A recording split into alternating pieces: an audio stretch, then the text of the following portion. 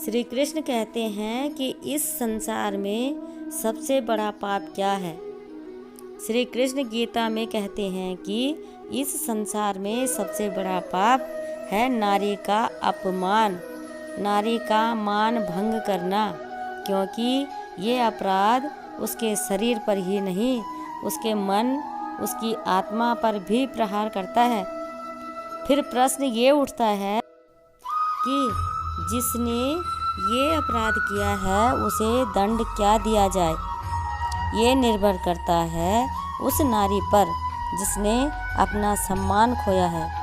कहीं इस सब के पीछे उसकी भी कोई गलती तो नहीं।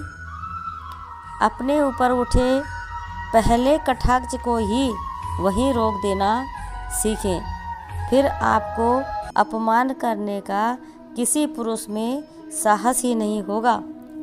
इसलिए सतर्क रहें।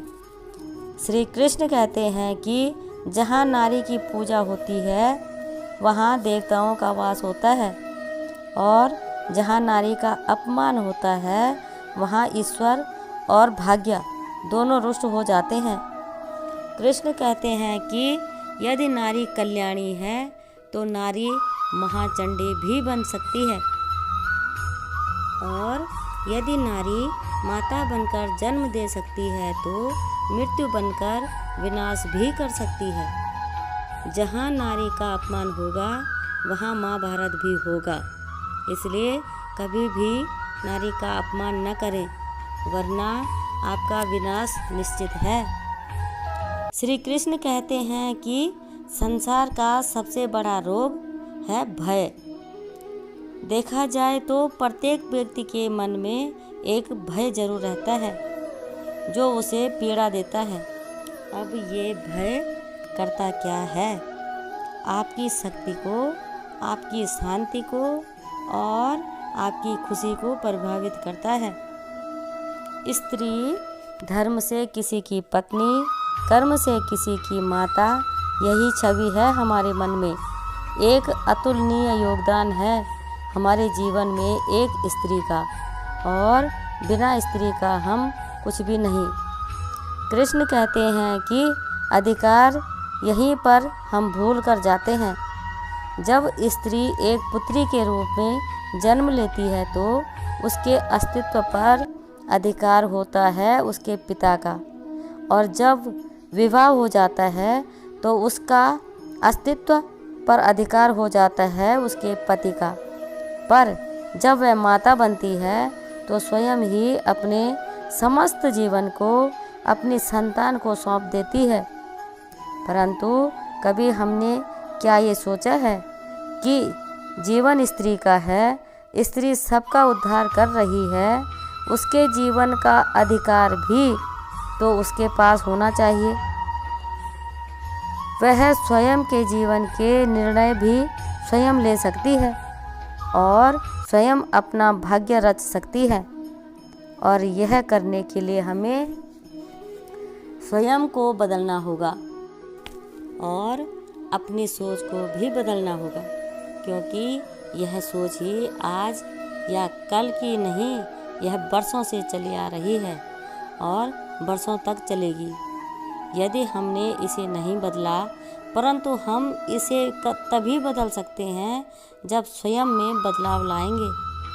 आज के पश्चात किसी भी स्त्री पर उन अकारण ही अधिकार स्थापित करने से पूर्व 1000 बार सोचना चाहिए, क्योंकि जब स्त्री अपना अधिकार छीनने पर विवश हो जाएगी तब केवल महाविनाश होगा।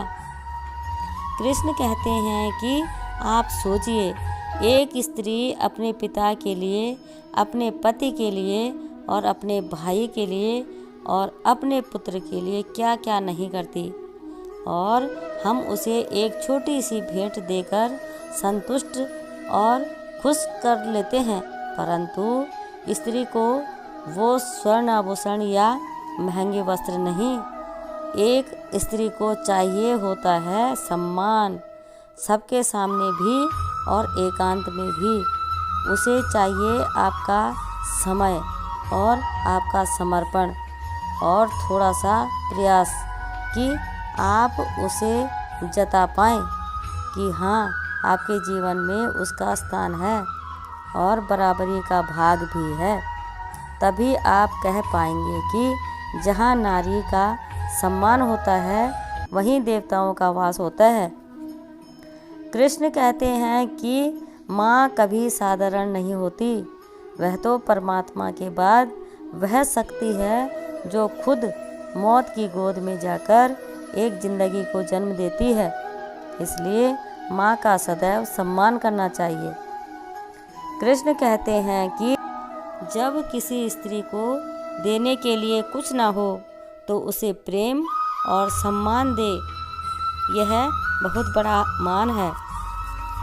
कृष्ण कहते हैं कि पूरे 9 महीने लगते हैं एक माँ को अपने बच्चे का दिल बनाने में, और अगर वो बच्चा उस दिल में अपनी माँ को नहीं रखता है तो यह बहुत गलत है।